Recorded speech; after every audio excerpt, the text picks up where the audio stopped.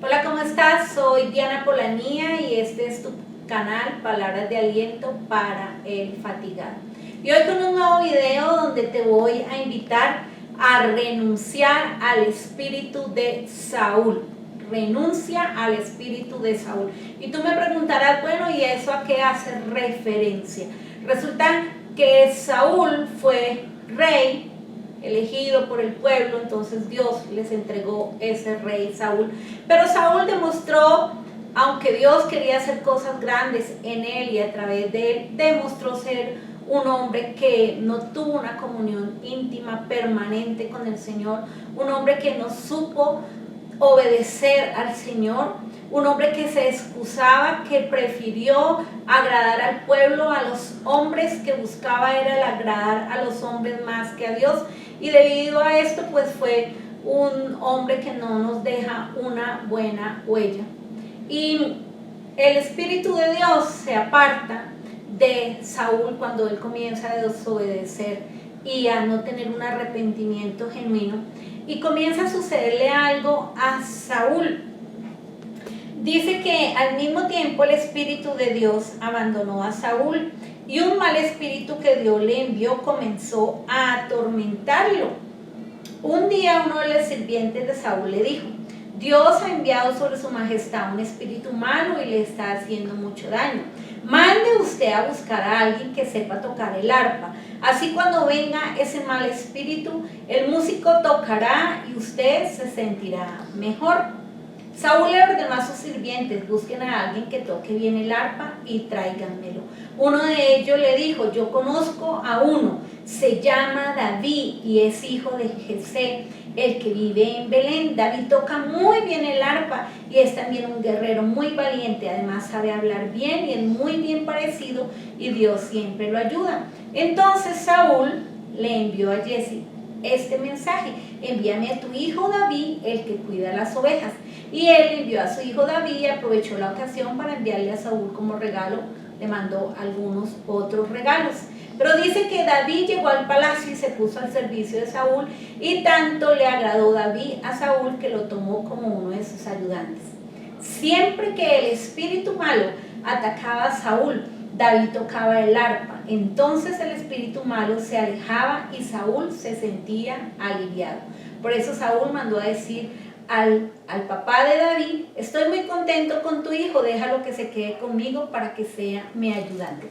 Y aquí viene una de las características que tenía Saúl. Saúl nunca había aprendido a adorar a Dios, a tener por sí solo intimidad con Dios. Él no sabía cantar para Dios. David sí. David no tenía ninguna posición, no tenía ningún título, no era miembro de ningún grupo de alabanza, pero David sabía adorar a Dios. David, aún mientras era pastorcito y cuidaba las ovejitas, él tocaba su arpa, él escribía canciones para Dios, él escribía salmos. Saúl siempre dependía de otro en el área espiritual. Él no abría su boca, él no tenía un cántico para Dios. Y es muy parecido a nosotros. Estamos acostumbrados que nos convoquen a adorar, que sea otro el que dirija alabanza, adoración, y no tenemos de nuestra boca cantos para Dios. Nos tienen que decir: ahora levante las manos, ahora bájelas, ahora cante esto, y nos queda muy difícil a veces expresarle a Dios esa adoración que puede ser con nuestras propias palabras, aunque no sepas tocar ningún instrumento. Así es de que renuncia al espíritu de Saúl. ¿Y cuál es ese espíritu de Saúl? El no tener tu propia adoración, tu propio canto para Dios. David es hermoso porque él era un adorador. Se dice de David que él restauró el tabernáculo de David, que era la adoración a Dios, y era 24/7, todo el día y todos los días de la semana, todo el tiempo. Gracias a David, gracias a que él fue un adorador, tenemos la mitad, casi la mitad de los salmos escritos por él. Pero tú y yo podemos escribir nuestros propios salmos para Dios, podemos cantar a Dios, podemos tener un cántico nuevo para Dios, hablar de sus maravillas, hablar de nuestras frustraciones, de nuestras crisis, de nuestras pruebas, pero decir que Dios es bueno, que Él ha sido bueno, que Él es nuestra fortaleza. Así es de que es mejor el espíritu que estaba dentro de David que el espíritu que acompañó a Saúl, una dependencia de que otro cantara. Él no tenía su propia alabanza. En estos tiempos en donde tal vez tú no puedas estar ahí frente a un grupo de alabanza que te convoque, que te invite a alabar y que te diga cómo hacerlo, pues es el tiempo bonito para que todos nos despertemos y creemos cánticos nuevos para el Señor y le adoremos con nuestras propias bocas, aunque no seamos expertos en tocar ningún instrumento. Otra cosa es lo que nos deja ver cómo era Saúl. Es que Saúl, hay un momento en que tiene una crisis, porque lo persiguen los enemigos, y eso está en 1 Samuel 28. Fue en ese tiempo cuando los filisteos reunieron a su ejército para pelear contra Israel. Entonces, venía un tiempo de guerra. Los filisteos se reunieron en Sunem y allí pusieron su campamento. Saúl, por su parte, reunió a todo el ejército de Israel y acampó en Gilboa. Cuando Saúl vio el ejército filisteo, le dio mucho miedo. Él ahí intentó consultar a Dios, pero como no era una comunión que él tenía siempre, Dios no le habló nada. Y como Samuel ya no estaba, que era al que él se había acostumbrado, el profeta, el que tenía que consultar para él, pues no encontró respuestas. Y se nos cuenta en este capítulo, que yo te invito que lo leas, en el capítulo 28, que él va y consulta a una adivina. Él comete un gran error. Pero esto que hace Saúl deja un ejemplo a nosotros para no cometer los mismos errores. No nos acostumbremos a que otro nos diga cuál es la voluntad de Dios para nosotros, para nuestras vidas. Acostumbrémonos a buscar a Dios por nuestra parte. Y miren que David, haciendo un paralelo, David, ¿qué hace? David tiene una etapa parecidísima a la de Saúl, en donde vienen enemigos, en donde lo atacan. ¿Y saben qué hace él? Él hace algo diferente. Yo quiero que veamos lo que dice 1 Samuel 30. David, al tercer día, David y sus hombres llegaron a Siclá y descubrieron que los amalecitas habían atacado el desierto del sur. A Siclá le habían prendido fuego y aunque no mataron a nadie, se habían llevado como esclavos a mujeres, ancianos y niños. Entre las mujeres se habían llevado a Ainoa y Abigail, las esposas de David. Al ver esto, David y sus hombres se echaron a llorar hasta que ya no tuvieron más fuerza. Los hombres estuvieron a punto de apedrear a David, pues le echaban la culpa de que los amalecitas se hubieran llevado a sus mujeres y a sus hijos. Sin embargo, David confiaba en que Dios podía ayudarlo, así que se animó y le dijo al sacerdote Abiatar, el hijo de Abimelech: tráeme el chaleco sacerdotal. Voy a consultar con Dios qué es lo que debo hacer. Cuando Abiatar le llevó a David el chaleco sacerdotal, David consultó a Dios. ¿Debo perseguir a estos bandidos? Y si los persigo, ¿los alcanzaré? Dios respondió: persíguelos, porque vas a alcanzarlos y también vas a recuperar lo que se robaron. Entonces David se fue con sus 600 hombres. Al llegar al arroyo de Besor, 200 de ellos estaban tan cansados que no pudieron seguir. David venció. Nos sigue contando todo este capítulo que hubo victoria, que hubo botín aún para los que habían quedado descansando, cuidando el bagaje, el equipaje. Pero aquí yo quiero que veamos la diferencia. Saúl dependía de otro. Saúl se acostumbró a que otro oyera a Dios. Saúl había descuidado la intimidad con Dios, por eso no tuvo respuesta y cayó en la trampa de tener que ir y consultar a una adivina. David, en una etapa crítica, dice que lloraron hasta que no tenía fuerzas. Se asustó, tuvo miedo, pero él hizo algo. Dice que él se fortaleció en el Señor. Él tomó ánimo y se fortaleció en el Señor, como tú y yo tenemos que hacerlo, fortalecernos en el Señor. Había un sacerdote con él. En este tiempo, quien estaba ahí para la parte espiritual, ayudar a David, era el sacerdote Abiatar. Pero vean esto tan hermoso. Él no le dijo: Abiatar, venga, ¿qué dice el Señor? Él dijo: Abiatar, alcánzame el efod. El efod es esa vestidura, ese chaleco sacerdotal que se colocaban los sacerdotes para venir y presentarse ante el Señor, para consultar la voluntad de Dios. David no dijo, vaya por favor, al sacerdote Abiatar, pregúntele a Dios qué debo hacer. Él vino y le dijo, Señor, me vas a dar la victoria, me vas a apoyar, debo perseguir a estos bandidos. Y Dios le dijo, sí, David, ve, te voy a dar la victoria. David estaba acostumbrado a tener comunión con Dios.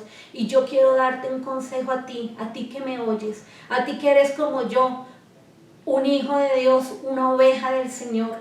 Acostúmbrate a tener un cántico para Dios, a buscar a Dios por ti solo. Acostúmbrate tú, varón, sacerdote de tu casa, a ser el que te pones por tu casa, a ser el que te arrodillas, te doblas, abres esta Biblia, abres tu Biblia y consultas qué palabra tienes para mí, para mi casa, qué consejos hay para mí. ¿Qué debo hacer? ¿Cómo debo actuar? Dame dirección para la toma de estas decisiones. Lo puedes hacer tú también, mujer que estás sola, aunque tengas un esposo a tu lado. Acostúmbrate a depender de Dios y no de otro.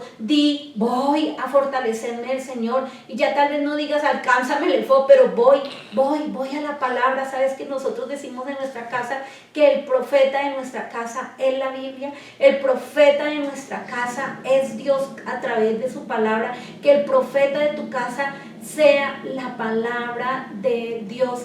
Y a ti, líder, con todo respeto, a ti, mentor, a ti, pastor, yo te pido por favor, no le hagas más daño a las ovejas dándoles la comida con cucharadita todo el tiempo. Es bueno, por supuesto que sí, Dios nos dejó para edificar a la iglesia.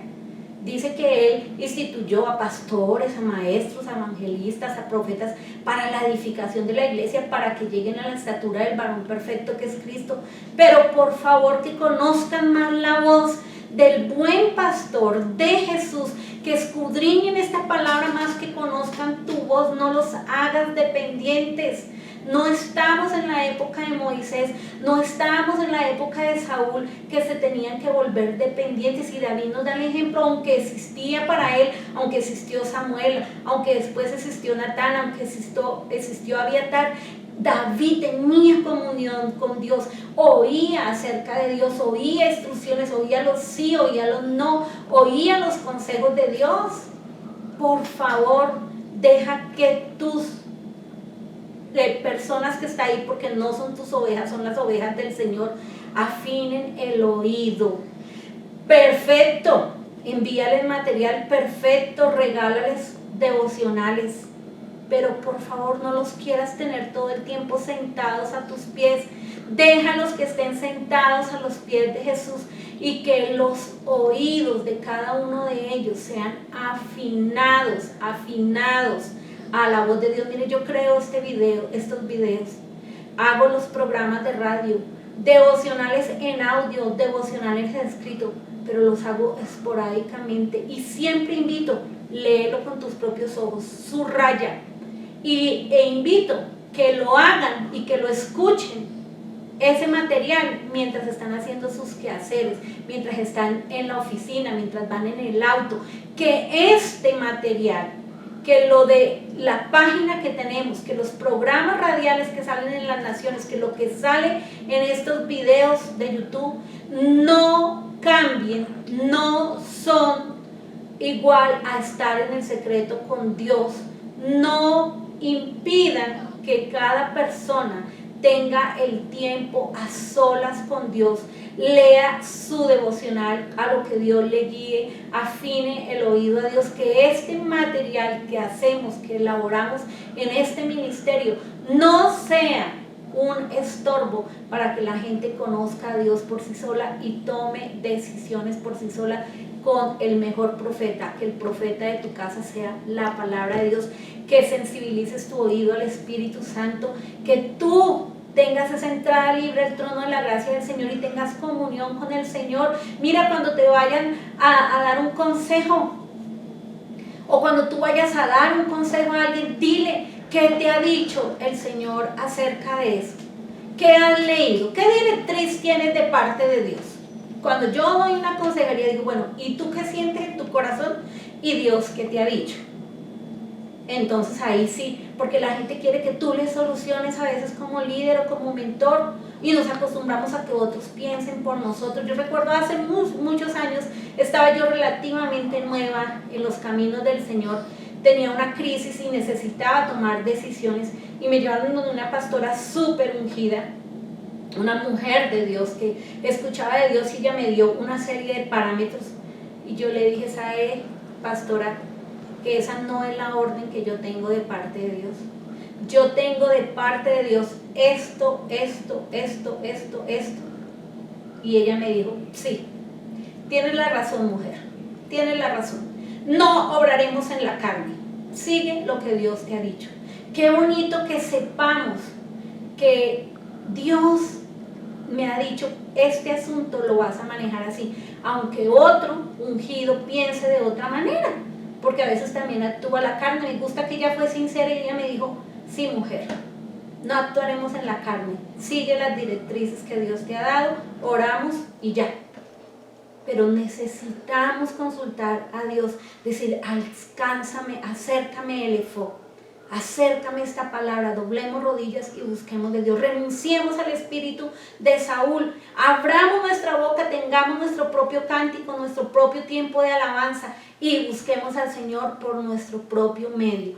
Tú me dirás: pero qué tanta cosa de que no quiera luz. Mire, yo pastoreo corazones, claro que sí, yo enseño la palabra, yo toco vidas con mi vida y con lo que Dios me da, pero yo no los hago dependientes de mí. Yo, junto con mi esposo, tengo un ministerio que se llama Una Voz en el Desierto, direccionado a lo que hacía Juan el Bautista. Mírenlo a él, óiganlo a él, mírenlo a él. ¿A quién? A Jesús.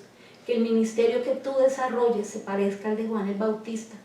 Mírenlo a él, búsquenlo a él, óiganlo a él. Desde aquí yo les envío un abrazo y mi deseo es que el Señor les bendiga. Gracias.